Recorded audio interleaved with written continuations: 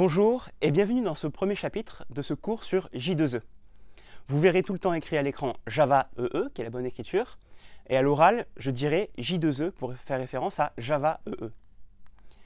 Aujourd'hui, J2E est devenu la plateforme de choix des grandes entreprises pour développer notamment des sites web solides, robustes et bien structurés.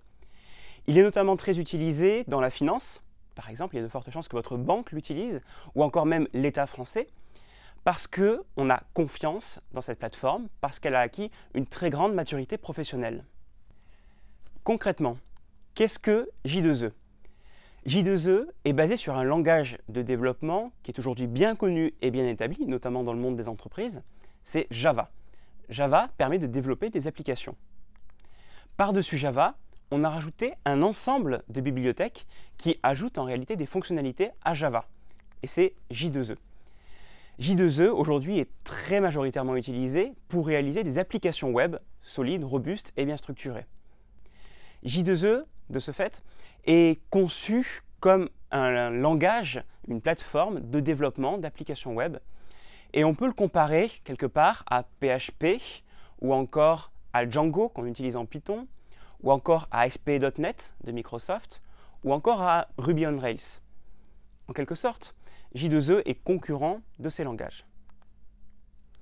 Que se passe-t-il concrètement quand on va visiter un site web qui est, lui, codé en J2E? Eh bien, le visiteur, le client, va demander une page web au serveur, qui possède normalement la page web. Ce serveur possède le code en langage Java, J2E, et il la génère, il génère une page web HTML qu'il retourne ensuite au visiteur, qui peut du coup afficher la page. Si on rentre un petit peu plus dans le détail, en fait, le visiteur va saisir l'URL dans son navigateur et le navigateur va envoyer une requête HTTP au serveur. C'est comme ça qu'on l'appelle. Le serveur fait un peu sa tambouille interne et va transformer, générer une page HTML et retourne ce qu'on appelle une réponse HTTP. Voilà un peu le vocabulaire que l'on doit connaître puisque Java J2E est particulièrement basé là-dessus. Alors, qu'est-ce qui se passe si on regarde un petit peu plus dans le détail encore? Le client, vous, le visiteur par exemple, va envoyer sa requête HTTP au serveur d'application. Le serveur d'application qui est découpé en deux parties. Le serveur HTTP d'un côté, qui reçoit la requête HTTP, la lit, la découpe, l'analyse et l'envoie ensuite au conteneur. Le rôle du conteneur, lui, c'est d'exécuter votre code J2E.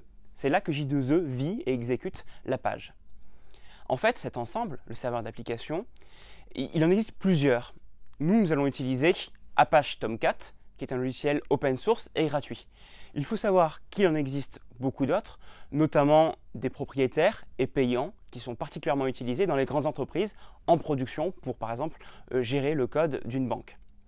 Donc, notre serveur d'application, Apache Tomcat ici, va ensuite renvoyer la réponse HTTP au client. En résumé, J2E est une plateforme de développement basée sur Java.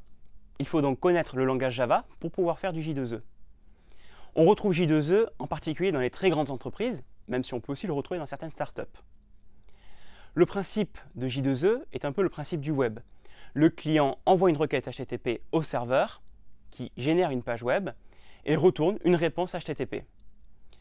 Pour le serveur, nous allons utiliser Apache Tomcat, qui est un logiciel open source, libre, gratuit et facile à utiliser.